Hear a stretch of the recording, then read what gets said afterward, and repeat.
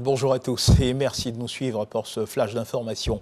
Un conseil des ministres se tiendra ce jeudi 21 avril 2022 au palais présidentiel. Conseil des ministres qui sera présidé par le chef de l'État donc. Ce qu'il faut également savoir, c'est que le premier conseil des ministres du nouveau gouvernement, dont la liste a été rendue publique hier, mercredi, donc sera réunie. Une équipe composée de 32 membres. L'on note la sortie de 11 ministres et l'entrée de 2 nouveaux ministres. Le nombre de ministres passe donc de 41 à 32. Suivons ce récit de Alexis Ouedraogo. Aussitôt reconduit, le chef du gouvernement, Patrick Hachi, met en ordre l'équipe gouvernementale. La liste des 32 membres, dont 3 ministres d'État, a été dévoilée ce mercredi au palais présidentiel. Parmi eux, un visage nouveau, celui de Françoise Remarque, occupant durant de longues années de hautes fonctions au groupe Canal+ Côte d'Ivoire. Elle prend les rênes du ministère de la Culture et héritera de la francophonie, auparavant dévolue au ministère de la Communication. Ce ministère lui s'enrichit de l'économie numérique. Avec elle, un retour acté, celui de Mamadou Sangafoa, ministre de l'Agriculture de 2010 à 2019. Pour ce grand retour, il dépose ses valises au ministère des Mines, de l'Énergie et du Pétrole. Laurent Tchagba, lui auparavant ministre de l'Hydraulique, devient le nouveau patron des eaux et forêts. Plus de secrétaire d'État, ni de ministre délégué, 11 sortants pour 2 entrées, le gouvernement passe des 41 membres à 32, conformément à la volonté du chef de l'État d'un gouvernement resserré. Clin d'œil au genre, 7 femmes nommées à des postes clés.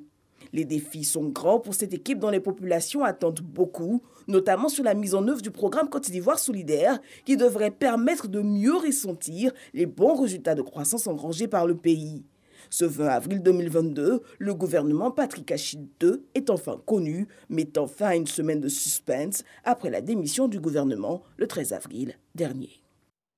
Et 24 heures après sa désignation comme nouveau vice-président de la République de Côte d'Ivoire, Timoko Méliès Koné a prêté serment hier mercredi.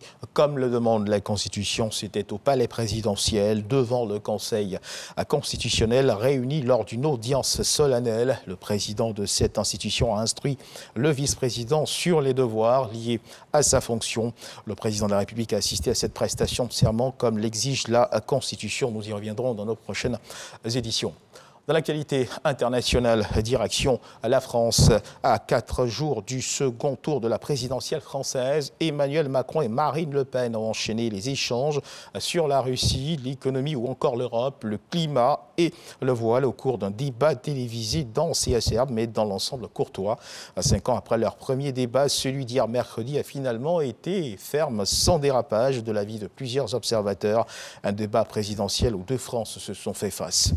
Et on termine ce tour de l'actualité internationale avec la crise qui oppose la Russie à l'Ukraine au 57e jour de l'invasion russe en Ukraine. Le président russe Vladimir Poutine a revendiqué ce jeudi la libération de Mariupol, indiquant avoir annulé son projet de prendre d'assaut la Syrie à Azovstal, où les dernières troupes ukrainiennes de la ville résistaient toujours à l'assaut russe.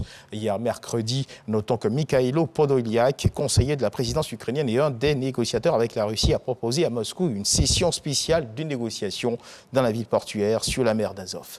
Voilà qui marque la fin de ce flash d'information. Merci de nous avoir suivis. Je vous retrouve à 13h pour le journal.